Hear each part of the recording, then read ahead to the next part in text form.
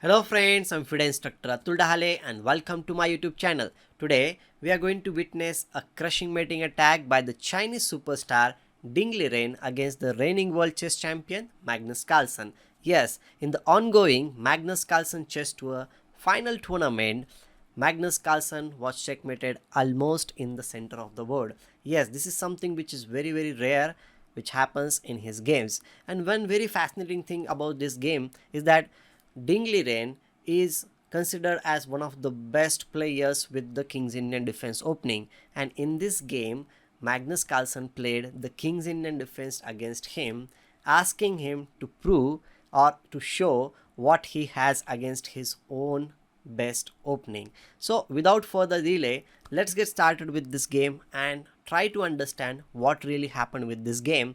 But before we start, I would like to say, if you like this video, don't forget to like, share and subscribe to my channel. Okay, so let's start. In this game, Ding Liren was white, Magnus Carlsen was black. They started with d4, knight f6, c4, g6 and now g3. A very good and solid opening setup which he is going to play. Bishop g7, bishop g2, castles, knight c3 and d6. This is not very common in Magnus Carlsen game. He plays various openings, even Grunfeld and other stuff, but King's Indian is something which is not so common. Okay, so Ding Liren plays knight f3, then knight c6. Okay, in this position the moves like c6, bishop f5 or even knight bd7, e5 are also possible, which lead to a very interesting position in this case. Well, knight c6 was played by Carlsen, then castles and now e5. A very standard idea in this position. White plays d5 and here knight e7 was played. This is everything is going quite smoothly in this case. Like white has developed his pieces, he grabbed the center also, black also has done the same thing. He has developed his pieces very harmoniously, and the future plans can be that black will try to play f5 and he will try to play on the king side, and usually white player tries to play on the queen side. So let's see what happened in this game. Here Ding Liren played e4 and now Magnus Carlsen played a very rare move which was played back in 1950s by Pano against Tigran Petrosian. Yes, he played b6, which is very rare in this position. The usual idea in this position is to play knight d7, then maybe you can play knight e1, then f5, and the usual stuff happens with knight d3 and knight f6 and so on. That is a very standard idea in this position which players play nowadays. But b6 was played by Carlsen to take Ding Liren out of the theory, but Ding Liren was very well prepared. He played rook b1 with the intention of playing b4 in future. Magnus Carlsen stops it with by a5, and after a5, the game which I talked about between Petrosian and Pano, it led with a3, then bishop d7, b4, ab4, ab4, queen c8 and now c5. Okay, this is a very standard idea. Remember this thing, this might happen in this game which we are going to see. Okay, so the game continued with bc5, bc5, bishop h3, c6, h6 and now rook d7. Okay, the players both played on the different sides of the board, but eventually black managed to win this game in a very nice style.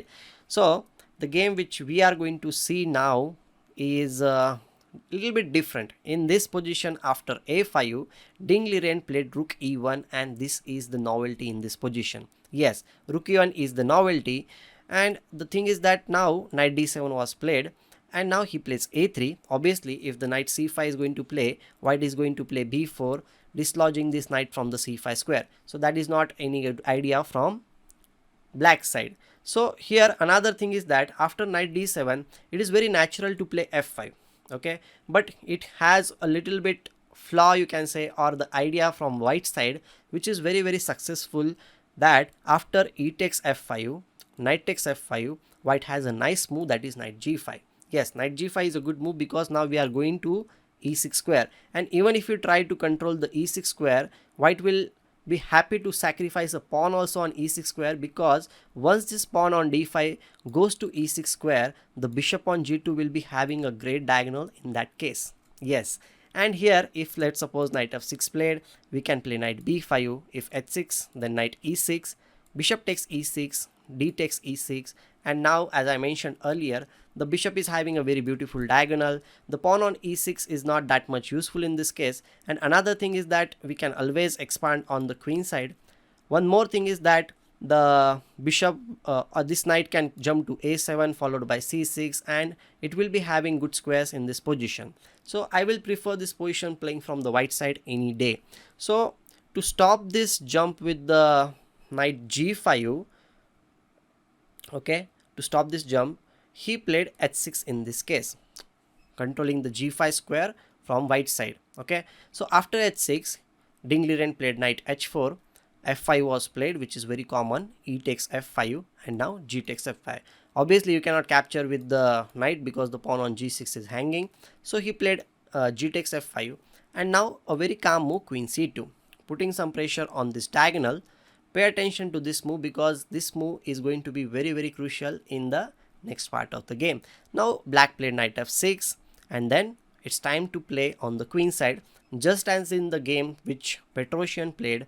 Ding Liren plays b4. You can see that these players always know classical game. They study the classicals game, they understand the ideas, and they try to implement those ideas in their games. So I will recommend you to study classical games of your openings, of the openings which you play also. Don't forget about this thing. Classical study is very important to grow in chess. Okay, so bishop d7, and now the standard idea c5. Here a takes b4, a takes b4, and now here black played a very committal decision. Like he played a very committal move here to keep the things a little bit complicated, or keep the things a little bit more lively. I would say that black should have played queen e8 in this case, with the ideas of playing queen h5 or maybe f4, and the knight will also be jumping on f5 square, and black will have some kind of a play. Obviously black means white can play c6, then bishop c8. Even if you get this position, the bishop is still having some good diagonal in this case whenever the f4 will be played.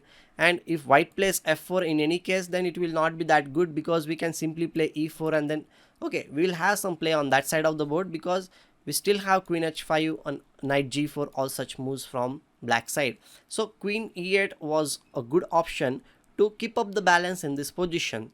But here Carlsen played e4, which was a little bit inaccurate, and Ding Liren was ready to get the opportunity, and he grabbed the opportunity with both of his hands. He played c6, first of all blocking everything on this side of the board, because now he wants to play in the center of the board.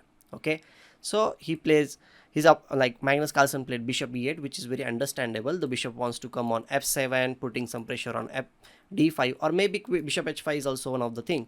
But here what was waiting for Magnus Carlsen was the move f3.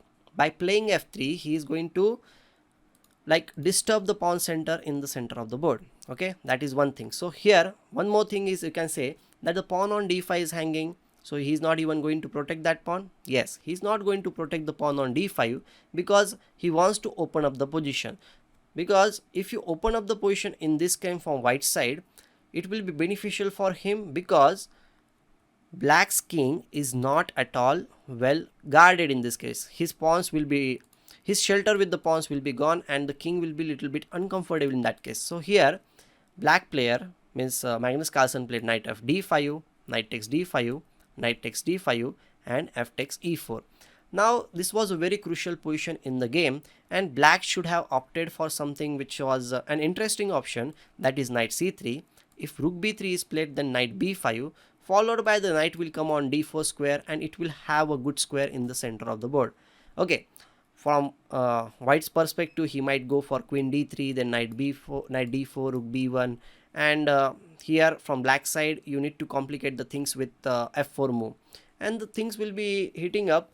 But I will say that black will get good compensation in this position, even if he has lost the pawn. Okay, so knight c3 was one of the best options in this position, but Magnus Carlsen played f takes e4. This was an inaccurate move, and here the simplest way to play was to play rook e4 followed by rook g4, and black's king will be in big trouble, because bishop is also eyeing towards the h6 pawn. This knight is also good. The knight on d5 is not well protected. There is some kind of a pressure with this bishop, and even queen c4 is coming. There will be a pin, so black will be in lot of trouble if he had played rook e4. But okay, instead of rook e4, here Dingley Ren played bishop e4. That is also good enough to maintain the advantage. And after this move, he played knight c3.